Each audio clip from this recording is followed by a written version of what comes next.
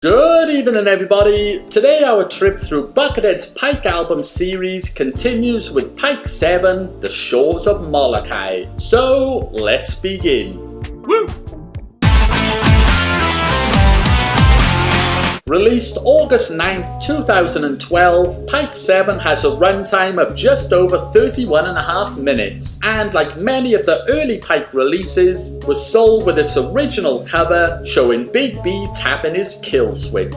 The Shores of Molokai refers to one of the largest islands that make up Hawaii, and seems likely that Buckethead once paid a trip there. I don't blame him. The album kicks off with the 45-second track 1 intro, and as it suggests, this is more of a track to set the tone of the album, so to be fair in the ratings, I'm excluding it from the overall percentage.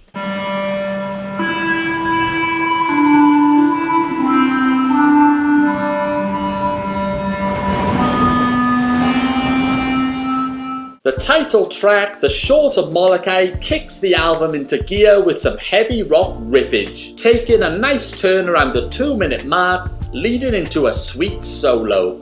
Shores of Molokai is one of only a few Pike album songs that Buckethead has ever performed live. A solid track indeed.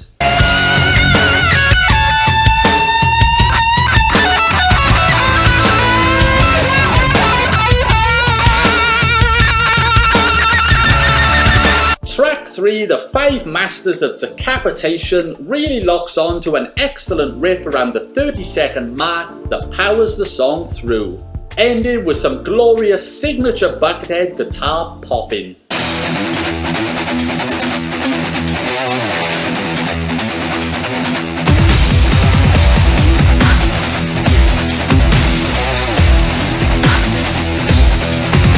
Next up, track 4, Henry's New Home. What starts off as a funky dance-along track with Dan Monty on baritone descends into controlled madness that you never see coming. Although short, it's a fun, somewhat addictive song.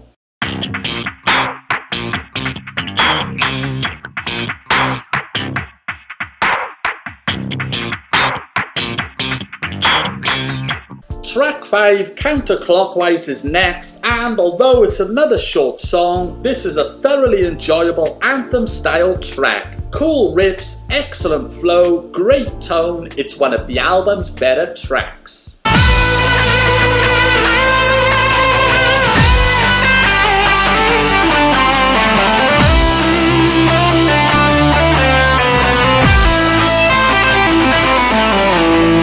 Track 6, Stumps on Stilts, like many of the tracks before it, locks onto an excellent beat, gets you right in the groove, and is hugely helped by the awesome drum track, ending with a short shred solo. Solid.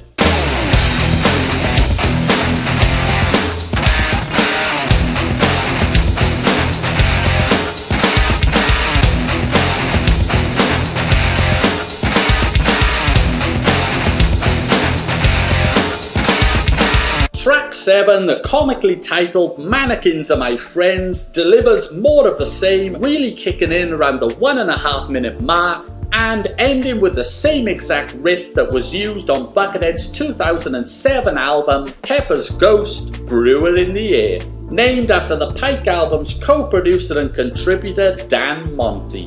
Nice.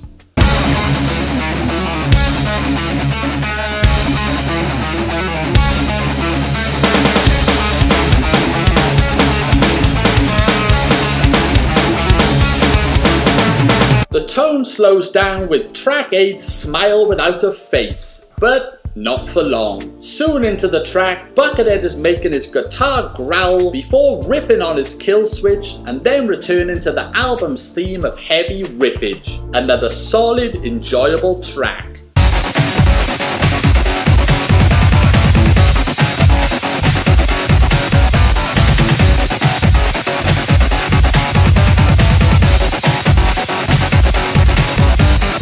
Track 9, Hatchet, is the longest track on the album at almost 5 minutes. It doesn't quite find the groove that the previous tracks did, and probably could have done with a shorter runtime. For me, it's the album's weakest song.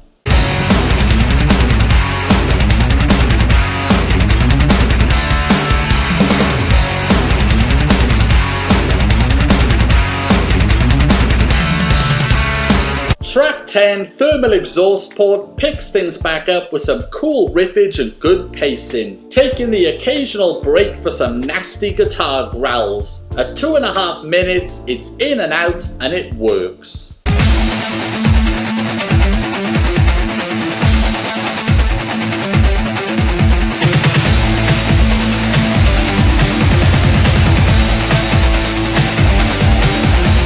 The album ends with track 11, Melting Man, which is so mesmerizing that it totally catches you off guard given the album's heavy tone throughout. Slow, melodic and haunting, Buckethead would later return to the song 3 pikes later with Melting Man Part 2, taking the song to far greater heights.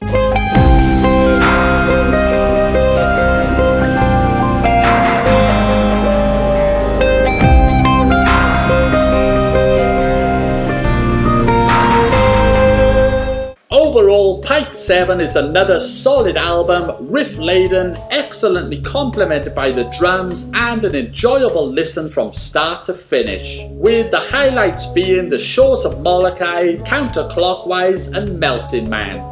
After adding up the rating I gave for each track and omitting track 1 from the rating, it came to 70%, which I categorise as good.